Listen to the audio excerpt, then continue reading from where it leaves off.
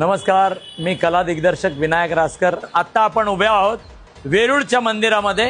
हुबेहूब वेरूळ जे आहे ते प्रत्यक्षात पुणेकरांना कोथरूडमध्ये आनंद नगर मेट्रो स्टेशनच्या खाली अनुभवायला मिळते। ह्या मंदिराचं डिझाईन करताना अण्णांनी मला असं सांगितलं होतं की मुघलांच्या आक्रमणाच्या वेळेला वेरूळची बरेच शिल्प जी आहेत ती भग्न केली गेली। ती भग्न होण्याच्या पूर्वी जसं वेरूळचं सौंदर्य होतं तशाच पद्धतीचं सौंदर्य पुन्हा एकदा आपण इथे उभारण्याचा प्रयत्न केलाय। आपण माझ्या मागे बघू शकता, जे रावणाने कैलास पर्वत हलवण्याचा प्रयत्न केला होता। शिवपार्वती वर बसलेले आहेत आणि कैलास रावण पर्वत हलवताना या मंदिराचं वैशिष्ट्य असलेले शिल्प आहे।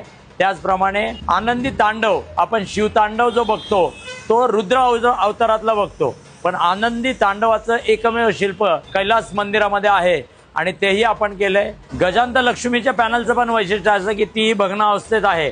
तर आपण महालक्ष्मीचं कुठलंही शिल्प बघितलं तर आशीर्वाद देणारी मुद्रा असते, पण या पॅनलचं वैशिष्ट्य असं की दोन्ही हात महालक्ष्मीचे असे आहेत आणि दोन्ही हातामध्ये पद्म आहेत। अर्धनटनारेश्वर असो किंवा प्रकृती पुरुष शिल्प असो, असे अत्यंत बारकावे आपण या देखाव्यात दाखवण्याचे प्रयत्न केलेत। आपण बाहेरच्या बाजूने जर हत्ती पाहिले तर कैलास लेण्यामधल्या आत्ताचे सगळ्या हत्तींच्या सोंड जे आहेत ती भग्न आहेत, पण आपण इथं ती पूर्णपणे पूर्वस्थितीत जशी असतील तशी साकारण्याचा प्रयत्न केलाय। आणखी एक वैशिष्ट्य म्हणजे या ठिकाणी एक नवीन प्रयोग केला गेला आहे। 2 मजली मंदिर आपण पहिल्यांदा साकारलेलं आहे की ग्राउंड फ्लोअरला गणेशाचं मंदिर आहे आणि पहिल्या मजल्यावर शिवालय आहे। असं 2 मजली मंदिर साकारण्याचा गणेश उत्सवातला हा पहिला प्रयोग आहे। टेम्पलमध्ये खांबांची असलेली विविधता, 6 प्रकारचे खांब आपण तिकडे तयार केलेत। प्रत्येक भिंतीवर असलेली मूर्ती एक्सटेरियर आणि इंटिरियर या दोन्हीचा अभ्यास करून टू द स्केलचं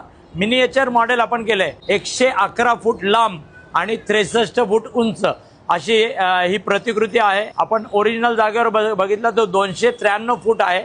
त्याला 111 फुटाच्या स्केलमध्ये बसून आपण जास्तीत जास्त डिटेल पुणेकरांना दाखवण्याचा प्रयत्न केलाय। तर मी सगळ्यांना आवाहन करतो की कैलास टेम्पल आपल्या भारताचं भूषण असलेलं आणि त्या मंदिराची प्रतिकृती आपण इथे साकार केली आहे। तर जास्तीत जास्त पुणेकरांनी आपण इकडे व्हिजिट देऊन कैलास टेम्पल अनुभवण्याचा आनंद घ्यावा। मी आपले पुण्याचे लाडके खासदार माननीय मुरलीधरजी मोहोळ यांचे शतशः आभार मानतो की त्यांनी मला हा देखावा करण्याची संधी उपलब्ध करून दिली।